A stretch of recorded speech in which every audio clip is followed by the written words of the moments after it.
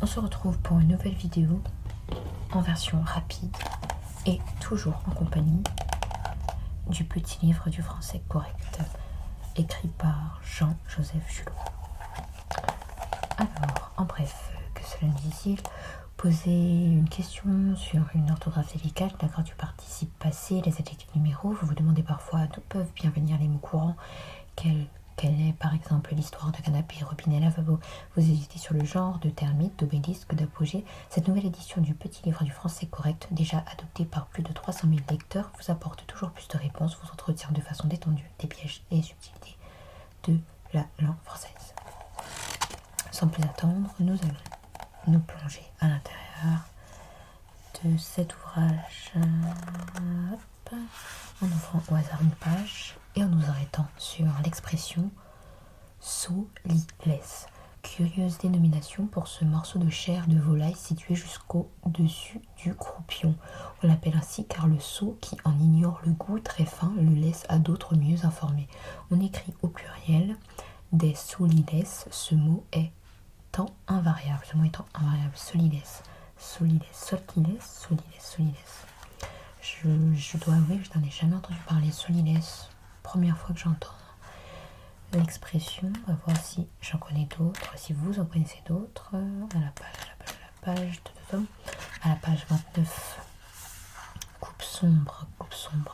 Si on veut exprimer une suppression massive, c'est coupe claire qu'on doit employer. Une coupe sombre en forêt est un léger éclaircissage.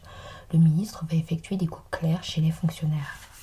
D'accord, entendu. On va se balader sur d'autres pages. Tourisme.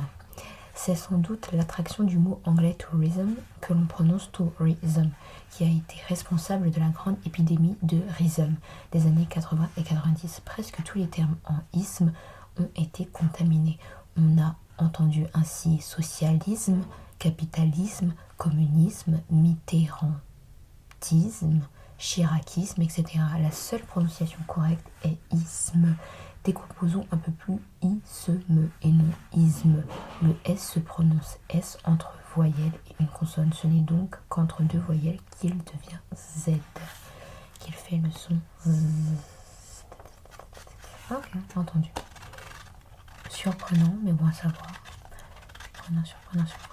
Hop. Alors là on est sur d'autres thèmes. Arrêtons-nous. Faire tourisme. On vient de faire solilès. Tiens, prof. Les mots commençant par prof, professeur, profession, professionnel, etc. ne prennent qu'un F. Question d'orthographe, d'accord. Je pense que celui-ci ne va pas y avoir trop d'erreurs. Faute, tiens, en parlant d'erreurs, faute. On peut dire c'est ta faute ou bien c'est de ta faute, quoique l'Académie recommande la première formule sans la préposition. On dit donc c'est ta faute et non pas c'est de ta faute, bien que ce soit, ça reste acceptable de le dire. C'est de ta faute, c'est ta faute, c'est de ta faute, c'est de ta faute, c'est ta faute.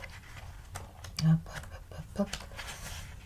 Et on va aller sur une longue description courbaturé. Il y a longtemps, lorsqu'un cavalier était pressé, il utilisait pour accélérateur la cravache, ce qui avait pour effet d'endolorir le pauvre cheval fourbu à l'arrivée, battu de court ou courbattu.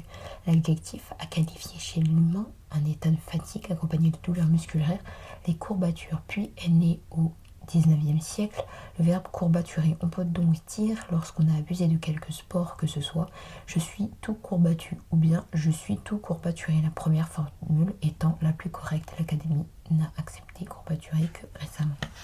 Entendu, c'est entendu. Autre. Dans l'expression entre autres, autre est au pluriel. Verlaine, Rimbaud, Baudelaire, entre autres, figure sur le tableau. On écrit de temps à autre, autre au singulier. Surprenant. D'accord, de temps à autre, au singulier. Et entre autres est au pluriel. Entre autres au pluriel, de temps à autre, au singulier. On va finir sur une dernière expression.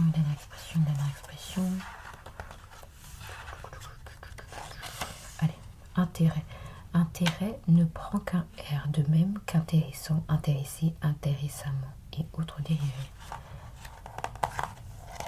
Et ce livre vous a-t-il paru intéressant?